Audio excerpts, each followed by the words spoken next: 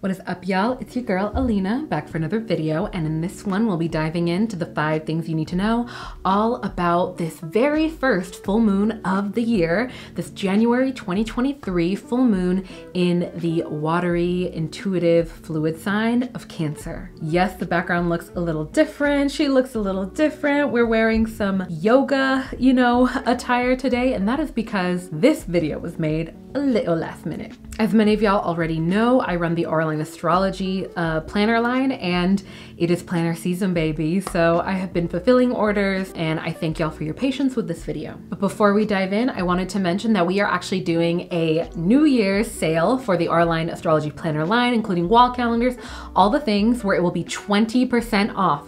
And that is on top of pre-existing bundle deals. So if you are someone who has already been enjoying your planner and you want to get one for your friend, or maybe you got a wall calendar and you're looking at that planner, or vice versa, now is the sale for you. But with all of that said, let's dive in. Why is this lunation important? So, as with all full moons, we see that the light has built all the way up to its energetic peak on the moon at the time of this full moon, midway through the lunar cycle. So any intentions that you might have set at the new moon, which was at the end of 2022, you might be seeing coming to fruition in some ways at this time.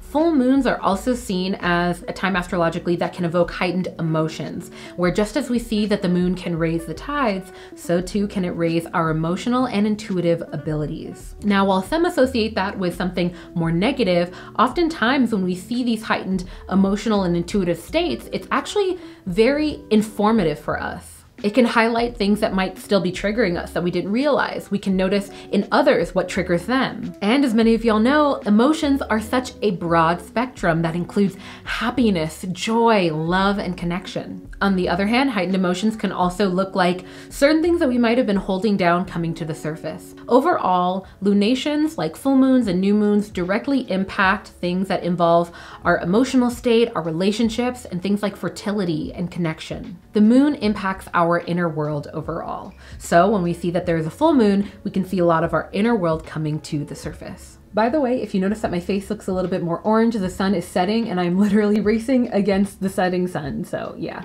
Now, the full moon specifically in Cancer represents a time of heightened emotional sensitivity and sometimes vulnerability, as the moon is fully illuminated in this sign. This can be a time where you might notice heightened levels of insecurity or inner emotions that you hadn't really dealt with coming to the surface. So it can be helpful to take some time to process and reflect on these emotions and explore what that looks like for you. Now, the season of Capricorn, on the other hand, is a time of structure and discipline, along with hard work. So this can create a bit of tension with the emotional energy that of this Cancer full moon, the moon being in the sign of Cancer, as people may feel more pulled in different directions. It can be a good time to sort of find a balance between our emotional needs and our more practical responsibilities. And we can see that because our more emotional needs are being illuminated through the moon and our more practical needs are being illuminated through the sun. And we're seeing this duality taking place where with every full moon, we are being asked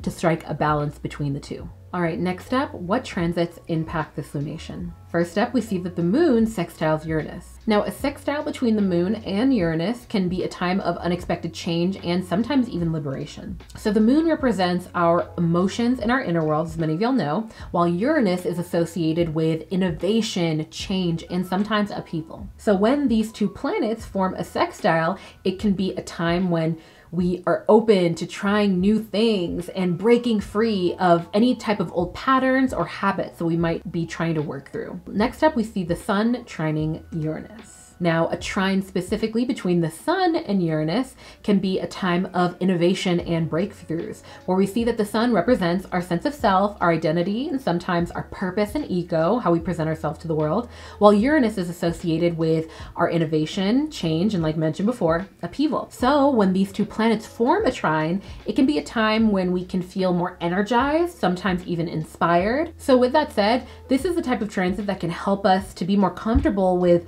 breaking out of monotony, being more open to change and embracing our uniqueness, not trying to constantly conform to the patterns and expectations of society, if that makes sense. Next up, we see the Sun and Mercury in a conjunction, where we see both of them are in the sign of Capricorn and Mercury is still currently retrograde. So this is the type of transit where it will be super helpful to pay attention to your thoughts and how you communicate openly with others. And you already know why I'm saying that. It's partially because Mercury is in retrograde. So there can be heightened chances of miscommunication at hand. And because we see the planet of communication and our planet of sense of self coming together in the sign, it can be very helpful right now to review your plans and intentions that you set. So as we talked about before, the Sun represents our sense of identity and purpose, while Mercury is associated with communication, transportation, and the exchanging of ideas. So when these two planets come together in conjunction, it can be a time when we feel more energized, focused, and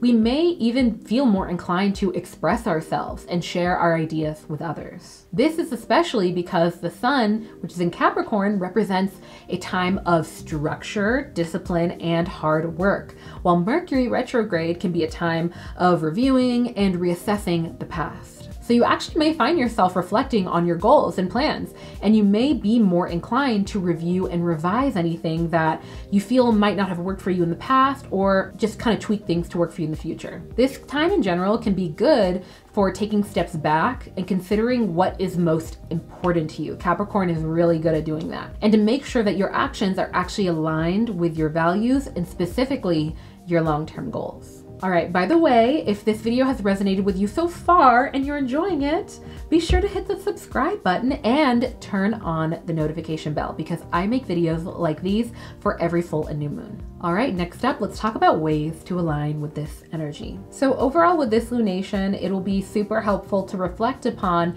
how we practice self-care. What does that look like for us? Have our needs for self-care changed? Are the type of ways that we help ourselves evolved with maybe evolving times? I'm actually gonna link a really good video by this psychologist who talked about how, you know, we have our go-to self-care practices, right? Maybe that's journaling, having a hot bath, maybe that's getting a massage from our partner, or articulating how we feel in some way, maybe through art, through music, or with our loved one, or talk therapy. All of those things can be our go-tos that we know are uniquely ours, but sometimes it can be helpful to reevaluate those things based off of the evolution of our environment. You know, maybe new things have come about that require new tools. So that's something to consider, especially during a Cancer full moon. Now, in terms of both the moon sextiling Uranus and the Sun trining with Uranus, Uranus playing a role with upheaval and change, it will be very helpful for us to embrace not only our individuality, but being more open to adaptability and how that looks for us when we notice things that are happening, or we might feel confused from miscommunication from, you know, the Mercury retrograde and so on. All right, next, specifically for a full moon, reflecting and considering things within the realms that of Cancer. So that being areas like our home, family, and emotional well-being. Now, the full moon in Cancer is a time of heightened emotional sensitivity and awareness. And so it can be a good time to release any sort of negative or troubling emotions, or any patterns that we might have noticed that we might feel that's holding us back. All right, and last but not least, we will dive into these full moon writing prompts. I am so excited to finally say this, but if you have your 2023 Auralign Astrology Planner, go ahead and flip on over to the designated January full moon journal page, where you can write all of this out. Man, I am so proud of this section this year, y'all. Like, when I say I listened, when you guys gave suggestions, I really did. And the full moon journal prompts have definitely evolved. So when you open the page, for anybody who's new to the planner, you will have your normal full moon journal prompts. And what's cool about this page is that it actually is perforated, so you can tear it away, you can rip it out and destroy them, really energetically transmuting this energy, whether that be in a fire for a ritual or tearing it up. Then on the other page, you actually have areas where you can circle what you're going to fill in for that section. So for example, with these writing prompts that we're about to go into, you just circle prompt and then you write them out here. And so it's all organized. And even if you miss one of my videos, or you know, you're doing something else, there's still space there designated for whatever you want to dedicate it to. All right, y'all, with all of that said, let's dive into these writing prompts.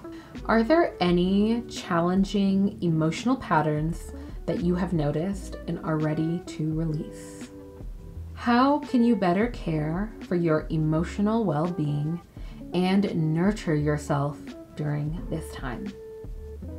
What aspects of your current relationships spark gratitude, and which, if any, spark stress? And finally, is there anything that you're ready to release during this full moon?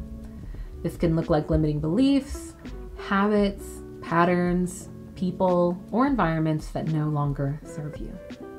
By the way, if you notice that like the camera is shaking, it is because Holly is on my desk right now, my beautiful familiar cat. But anyway, I hope that you enjoyed those writing prompts, and if you did, be sure to share some of your answers in the comment section below. I would love to read them. And if you made it to the end of this video, let me know by leaving 3 heart emojis, preferably the pink heart emoji with 3 hearts within it, because we are focusing on heart-centered peace, love, and connection through this Cancer full moon. By the way, if you got your Auralign astrology planner, or if you didn't, and you want to check out the live stream that I did where we reflected on 2022 and we celebrated each other's wins live in the live chat, and we set intentions for the new year, and we talked about what worked, what didn't work, we did Q&As. Be sure to check that out. I'll link that in the video description. You'll see it pop up at the end of this video. Also, I just want to thank y'all for your patience with me fulfilling all of these orders. Every single year I get more orders than I expected, and while that is something to absolutely celebrate, I'm still learning the logistics of all of it, and I'm getting better every year. So I thank y'all so much for your patience with,